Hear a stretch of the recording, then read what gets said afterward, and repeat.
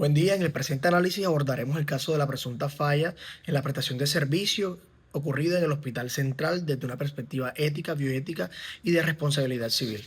El objetivo es determinar si existió una vulneración importante en los estándares médicos y aplicables en este caso, así como establecer las implicaciones importantes institucionales derivadas a la omisión de los protocolos clínicos.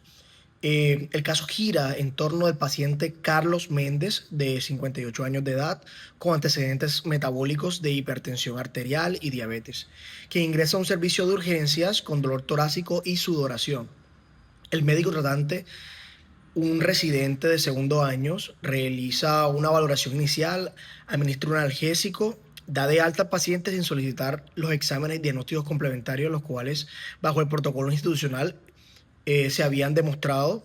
Horas después, el paciente reingresa en estado crítico tras sufrir un infarto agudo del miocardio, evidenciándose que no se realizaron los procedimientos y bajo las guías las cuales son establecidas por este dicho hospital, además de electrocardiograma ni marcadores cardíacos, los cuales se basan en el diagnóstico inicial de este caso particular.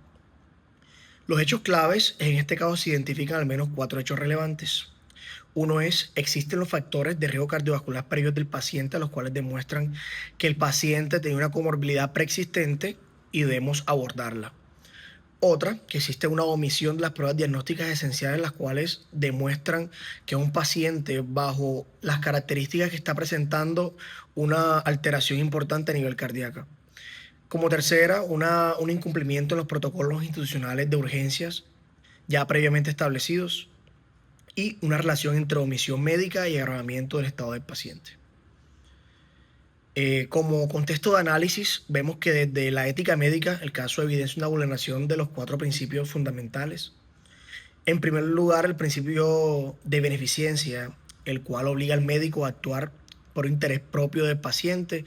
En este caso no adoptaron las medidas necesarias para descartar esta patología grave, la cual limita la actualización y la actuación diligente del médico hacia el paciente.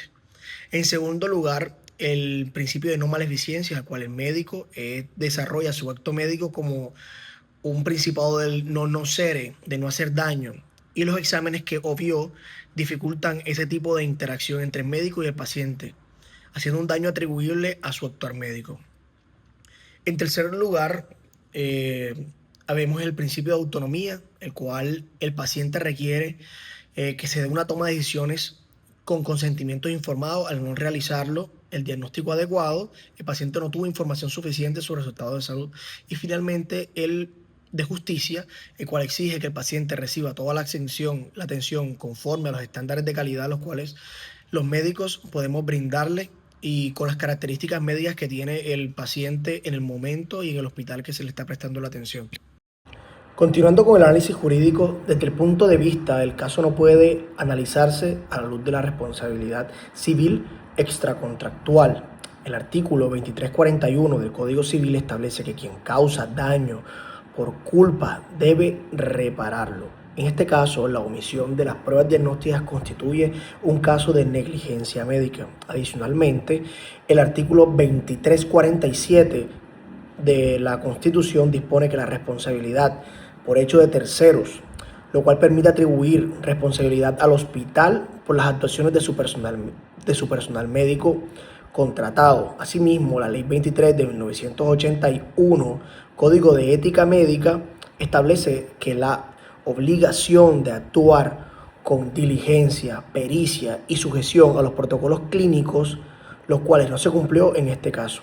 Desde una perspectiva institucional, la omisión del protocolo constituye una falta en la prestación de servicio de salud, lo cual lo refuerza la imputación de responsabilidad que tiene el médico. Entonces, la omisión de los protocolos institucionales nos muestra dentro de los conceptos internacionales una omisión importante sobre las características y el actuar médico basado en guías clínicas, el cual se comete una falta grave el manejar un paciente solamente por características clínicas, las cuales pueden cambiar de un momento a otro.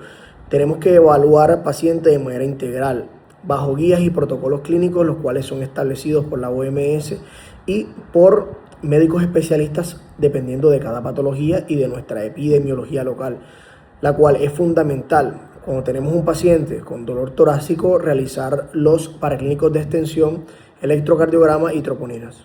Desde una perspectiva ética y además jurídica, la solución debe contemplar varios niveles.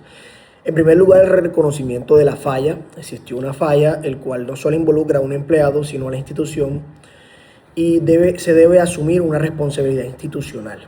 En segundo lugar, la reparación integral del daño, el cual exige que el paciente se encuentre a gusto o conforme con esta dicha reparación por medio de los principios de responsabilidad civil. En tercer lugar, establecer medidas correctivas internas, como la estandarización estricta de los protocolos clínicos. Y en cuarto lugar, el fortalecimiento de la supervisión clínica posterior a la realización de exámenes paraclínicos o a la no realización de estos previo al alta del paciente. Dentro de las implicaciones, podríamos asimismo evidenciar la necesidad de fortalecer los mecanismos de control interno y la gestión clínica del riesgo, haciendo un énfasis en la evaluación integral bajo protocolos institucionales. Y como conclusión, el caso refleja una falla de prestación de servicios en salud derivada de la omisión de los protocolos médicos esenciales. Desde la visión ética se vulneran los principios fundamentales. Desde el derecho se configura responsabilidad civil y de gestión hospitalaria. Se evidencia una debilidad en los sistemas de control. Este tipo de situaciones particulares reafirma la importancia de integrar la ética del derecho, gestión en la práctica médica y garantizar la atención segura con el beneficio de la oportunidad, la eficacia y la eficiencia, aplicando siempre en busca de la calidad hacia el paciente.